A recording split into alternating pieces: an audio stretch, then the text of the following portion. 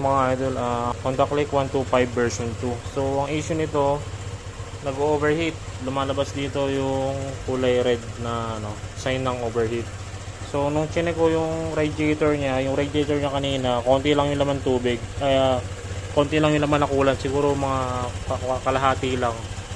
Tapos nung nilagyan ko ng coolant, ni-start ko. So inobserbahan ko yung temperature dito sa diagnostic tool natin. Umabot siya kanina ng 93.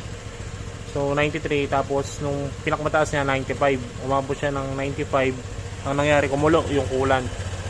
Sabihin nun, nag-overheat. So ang ginawa ko na lang, kasi mahirap sabihin na sira yung parts nito kasi dito halos nagagamit dito lang.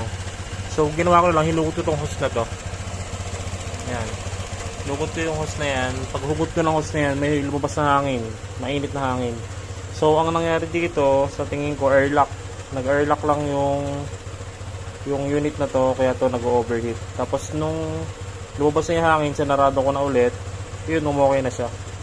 Yan, dito sa diagnostic tool, yan, 90 na siya ngayon. Mamaya, kanina bumaba na siya ulit ng 96, tapos na 97, tapos bumabalik siya ng 90. So ibig sabihin nun, lumalamig na ulit yung makina niya.